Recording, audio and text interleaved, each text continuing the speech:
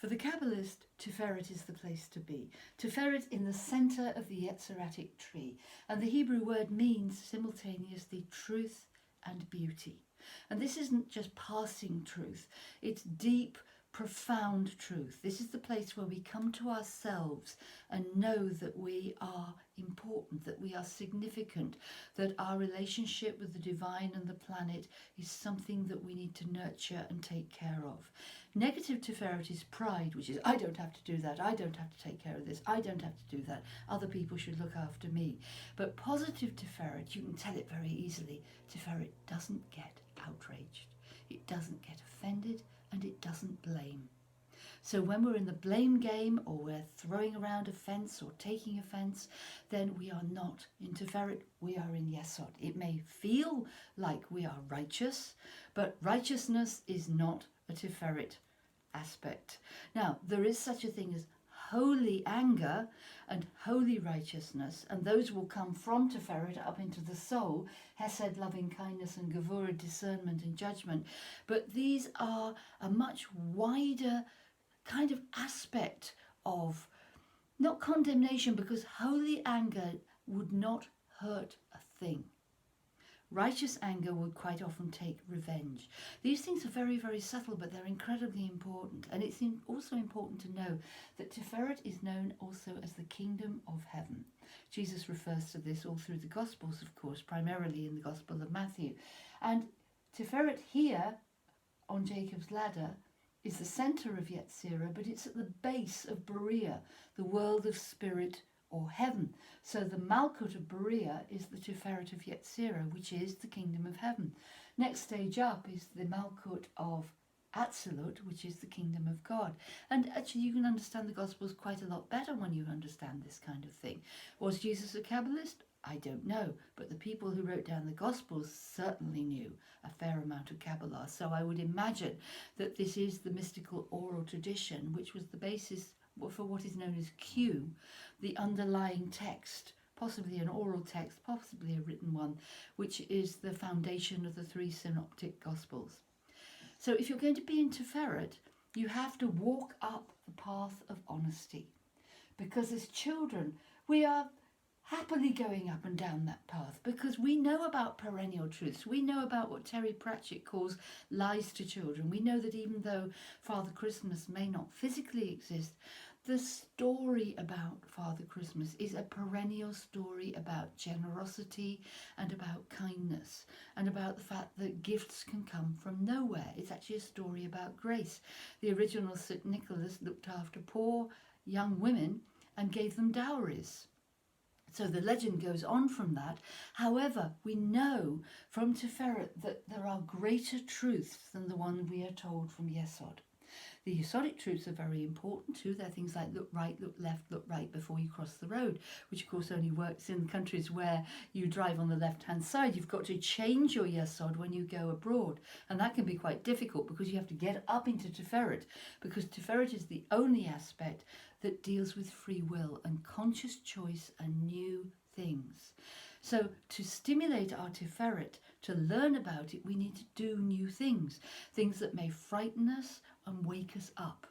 It's certainly a very big Tiferet experience to go bungee jumping. It's not one that I'm going to do anytime soon, but that's something that sort of really wakes you up. So Tiferet wakes you up. That's where you are when you're awake. So terrible things can take you to Tiferet. My father's death, he was going into surgery for a heart condition. He had a heart attack and died on the way into the surgery.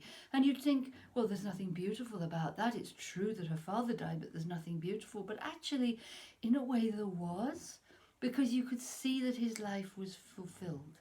He'd got to exactly the point at which he'd done everything he needed to do. He'd found love, he'd done his work in the world, and he had several other diseases. So in a way, he was given a red flag point to say, do you want to go through open heart surgery? Do you want the long recovery? Do you still want to be dealing with cancer? Do you want to be dealing with this, that, or the other, or are you ready to go?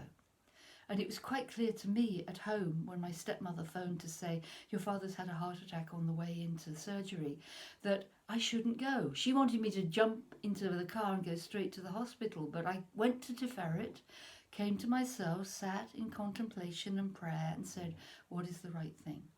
And it was quite clear to me that the right thing was to stay home, sit in the garden and eat breakfast.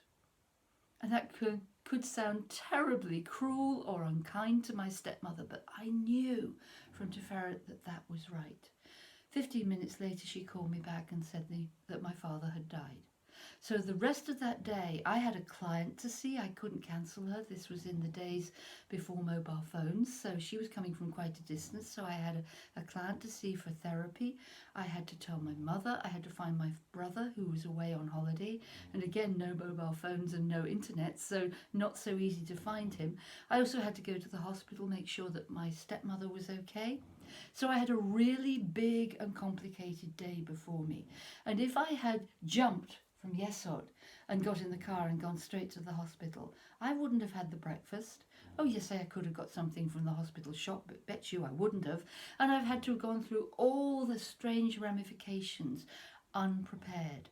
And in the end, the day worked out really well. And it's a surprising thing to be able to say to you, but I felt that my father's death was right, and it was true, and it was good, and it was beautiful. He died at the perfect time for him. So Tiferet truths can be tough truths, but they're really important. And the way to get to Tiferet from Yesod, because most of us live most of our lives in Yesod, is up here on the path of honesty. And the path of honesty is beautifully described by Byron Katie, actually. If you've ever studied her work, it's all over YouTube. And it's basically saying, is this really true? Is this absolutely true? Can I be totally certain this is true? And is it beautiful? Is there a strange and fierce and extraordinary beauty here? Because if the question is no, if there's no real deep perennial truth here, it's not from Tiferet. Therefore, it needs to be reinvestigated. We get to Tiferet through contemplation, through awakening, through new experiences, through meditation. We don't spend an awful lot of time there, but when we do, we don't get offended because we are significant. At Tiferet, you have direct access through art to the kingdom of God. Your guidance, your spirits, your angels, the divine, the Holy One itself will speak to you when you are in Tiferet, and it will speak with a clear voice that is true and is beautiful.